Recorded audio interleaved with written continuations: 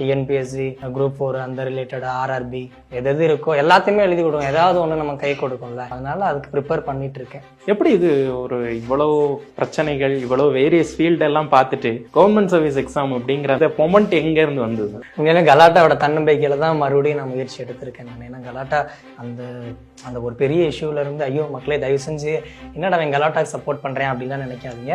ஆத்மார்த்தமா சொல்லக்கூடியது பழனியாண்டவரோட அடிவாரத்துல இருந்து நாங்கள் சொல்றோம். ஆத்மார்த்தமா சொல்லக்கூடிய ஒன்று. அந்த ஒரு தொடர்ந்து பெரிய பெரிய இஷ்யூல வந்து ஃபுல் சப்போர்ட் வந்து கலாட்டா டீம் தான் கொடுத்து அடுத்தடுத்த இதுக்கு கொண்டு போனாங்க. இப்பயும் கூட நான் பெரிய லெவல்ல படிச்சு ஒரு கலெக்டராவோ ஒரு தாசில்தாரோ வந்தா ஃபர்ஸ்ட் பெருமைப்படுறது கலாட்டாவை தான் இருக்கும் அப்படின்றத ஆல்ரெடி சொல்லிட்டு இருக்கிறாங்க. அதுதான் உண்மை. ஸோ அதனால அவங்க கொடுத்த தன்னம்பிக்கை பிளஸ் அம்மா கொடுக்குற அந்த ஒரு மோட்டிவேஷன் அப்படின்னு சொல்லிட்டு அதில் அப்படியே ரன் த்ரூ பண்ணி நம்ம ஆர்வமா பேசிட்டு இருக்கோம். சர்ப்ரைஸ் என்ட்ரி கொடுத்த அம்மாவே நம்ம கன்வர்சேஷன்ல சேர்த்துக்கலாம். வாங்கம்மா, எப்படி படிச்சுட்டு இருக்காரு, என்ன மாதிரி இருக்காரு, இப்போ முன்னாடி இருந்ததுக்கு இப்போ கொஞ்சம் பரவாயில்லையா? அவருடைய லைஃப்ல நிறைய ரணங்கள், நிறைய பிரச்சனைகள், நிறைய அவதூறு பேச்சு இதெல்லாம் தாண்டி இப்போ ஓரளவுக்கு தேறிட்டாரா? நல்லாவே தேறிட்டாரு. ஏன்னா அவர் இதுல இருந்து ரொம்ப மீண்டு வந்திருக்காரு.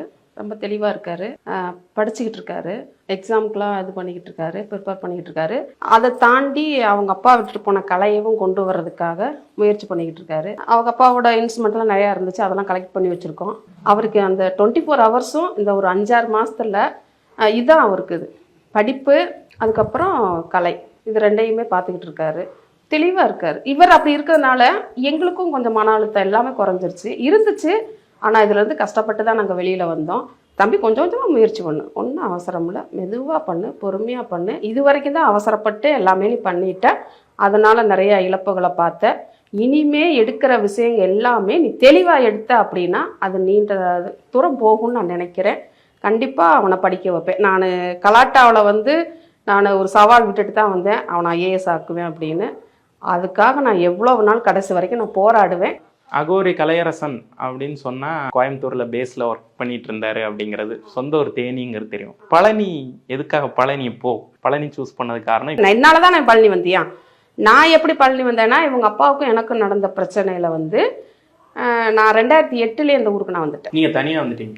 இவங்க 4 அவர் பண்ற அப்ப நான் பிரிஞ்சு 2008 குழந்தைகளோட சின்ன சின்ன பிள்ளைங்களோட நான் இங்க வர்றேன். வந்து அப்புறம் எல்லா வேலைக்கும் போனேன், இடம் வாங்கி வீடு கட்டினேன்.